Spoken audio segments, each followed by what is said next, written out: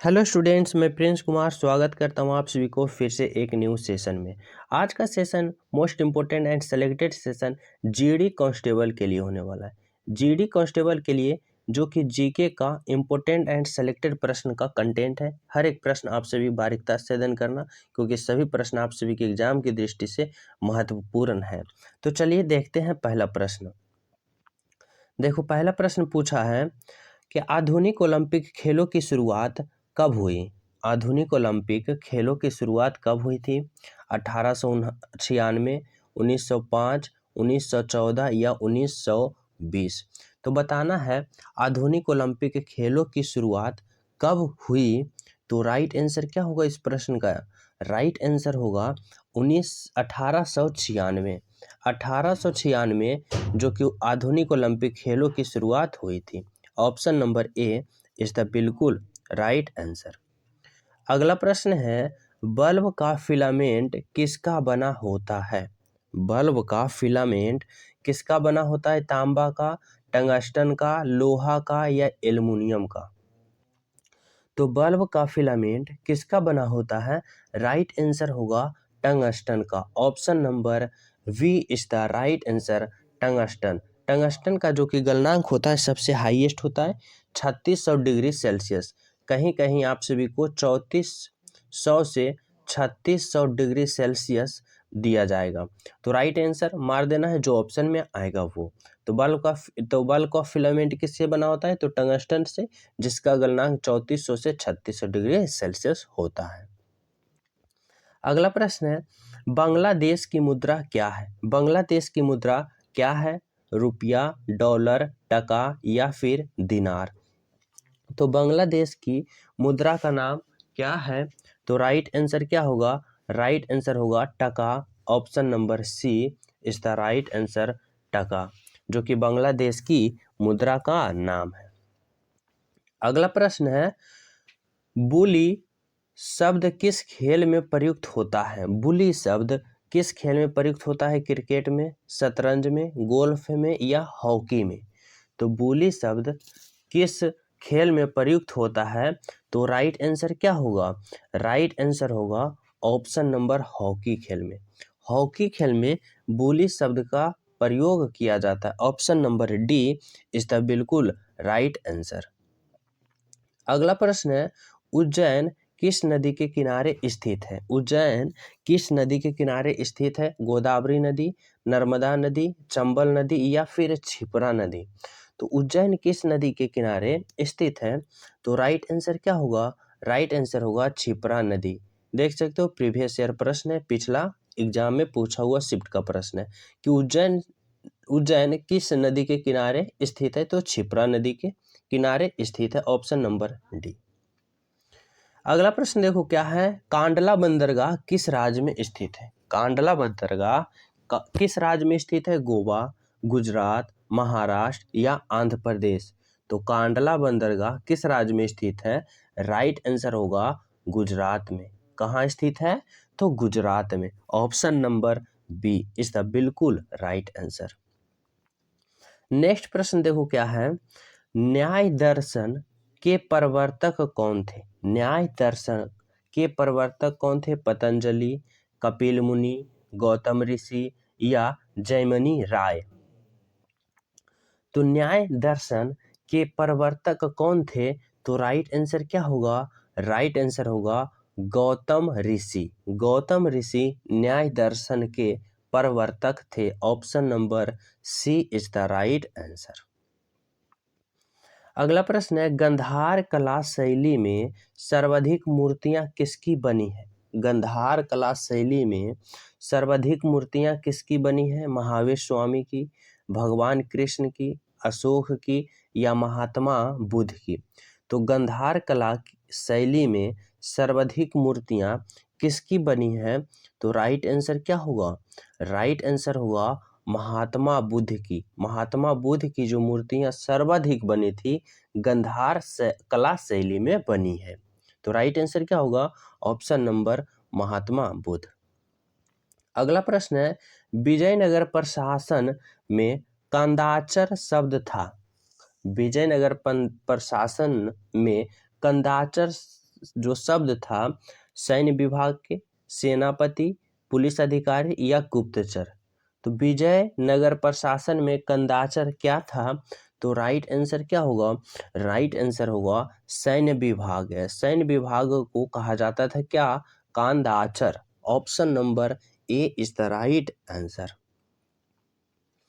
अगला प्रश्न देखो क्या है, कह रहा है किस गुप्त शासक के शासन काल में हुनों का आक्रमण शुरू हो गया? किस गुप्त शासक के शासन काल में हुनों का आक्रमण शुरू हो गया था? समुद्रगुप्त, स्कंदगुप्त, चंद्रगुप्त विक्रमादित्य या भानुगुप्त। तो किस गुप्त शासन के शासन काल में हुनों ने आक्रमण करना शुरू कर दिया था? तो राइट आंसर क्या होगा? राइट आंसर होगा स्कंदगुप्त के शासन काल से ही हुनों ने आक्रमण करना शुरू कर दिया था। तो ऑप्शन नंबर बी। अगला प्रश्न देखो क्या है, मुगल काल में सर्वप्रथम किस शहर में अंग्रेजों ने अपना कारखाने स्थापित किए? मुगल काल में सर्वप्रथम किस शहर में अंग्रेजों ने अपना कारखाने स्थापित किया? मुंबई, कोलकाता, सूरत या मद्रास। राइट आंसर क्या होगा? राइट आंसर होगा Surat. Option number C is the right answer, Surat में। अगला प्रश्न देखो क्या है, अगला प्रश्न है किस प्रसिद्ध शासक को शिलालेखों का जनक कहा जाता है? किस प्रसिद्ध शासक को शिलालेखों का जनक कहा जाता है? कनिष्क का, समुद्रगुप्त को, हर्षवर्धन को या फिर अशोक को।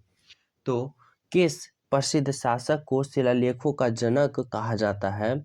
राइट आंसर क्या होगा? राइट आंसर होगा अशोकों को। महान अशोक को क्या कहा जाता है? शिलालेखों का जनक कहा जाता है। Option number D is the बिल्कुल राइट आंसर। अगला प्रश्न है विश्व जनसंख्या दिवस कब मनाया जाता है? विश्व जनसंख्या दिवस कब मनाया जाता है? 11 जुलाई, 2 अक्टूबर, 14 नवंबर या फिर 25 दिसंबर। तो विश्व जनसंख्या दिवस कब मनाया जाता है? राइट आंसर क्या होगा? राइट आंसर होगा 11 जुलाई को। 11 जुलाई को विश्व जनसंख्या दिवस के रूप में मनाया जाता है। Option number A is the बिल्कुल राइट आंसर। अगला प्रश्न देखो क्या है, भारत की किस नदी को वृद्ध गंगा कहा जाता है? भारत की किस नदी को वृद्ध गंगा के नाम से जाना जाता है? कृष्णा नदी, गोदावरी नदी, गंगा नदी या नर्मदा नदी।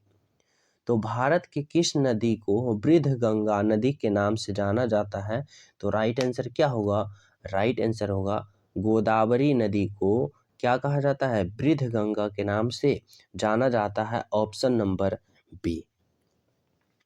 अगला प्रश्न है सूरत शहर किस नदी के किनारे स्थित है? लूनी नदी, नर्मदा नदी, ताप्ती नदी या कृष्णा नदी। तो सूरत शहर किस नदी के किनारे स्थित है? तो राइट आंसर क्या होगा? राइट आंसर होगा ताप्ती नदी के किनारे स्थित है। कौन? सूरत शहर। कौन सा नदी? तो ताप्ती नदी। Option number C is the right answer. अगला प्रश्न है केसर एकमात्र उत्पादक राज्य है। केसर का एकमात्र उत्पादक राज्य कौन सा है भारत का? हिमाचल प्रदेश, असम, उत्तराखंड या जम्मू कश्मीर। तो केसर का एकमात्र उत्पादक राज्य है, राइट आंसर होगा जम्मू कश्मीर। जम्मू कश्मीर जो कि एकमात्र भारत का राज्य है जो कि केसर का उत्पादन करता है। Option number D is the right answer.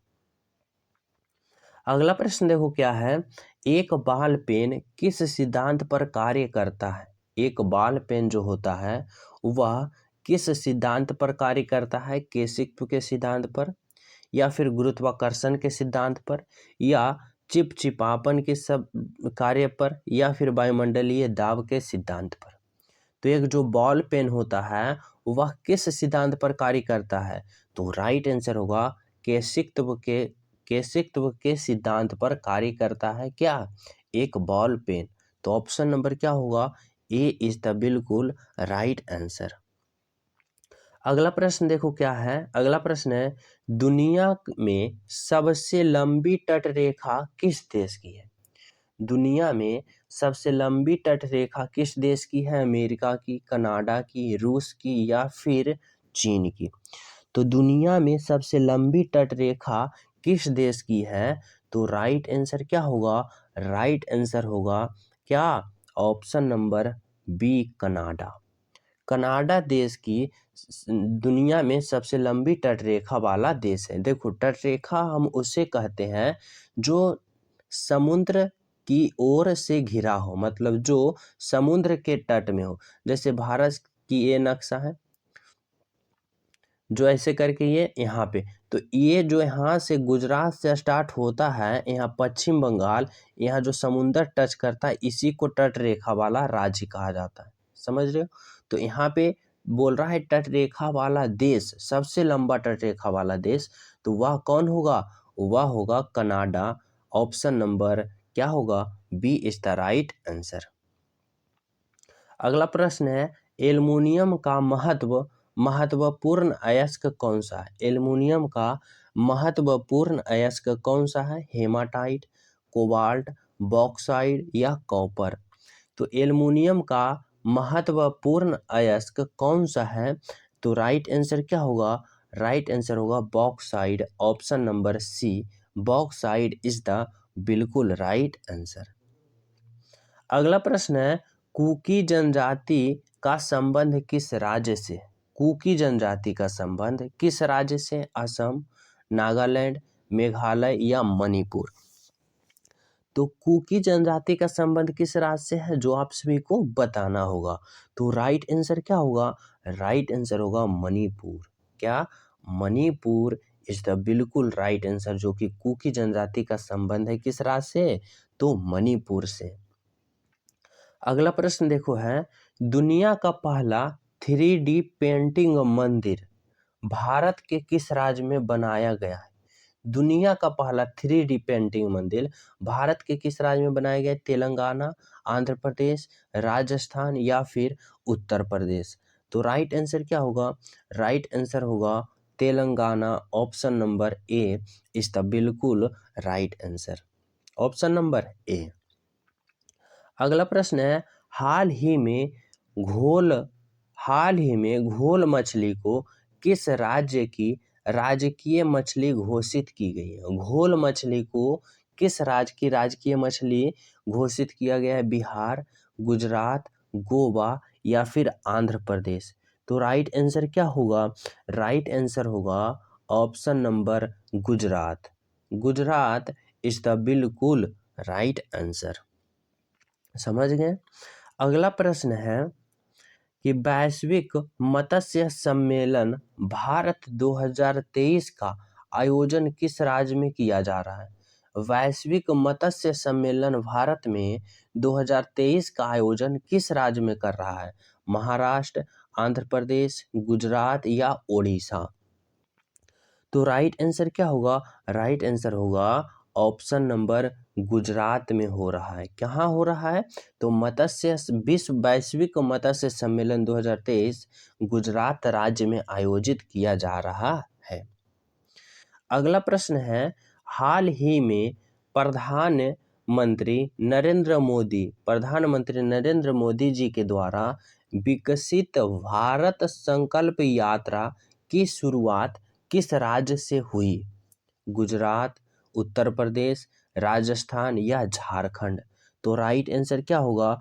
Right answer होगा option number Jharkhand is the बिल्कुल right answer. Option number D.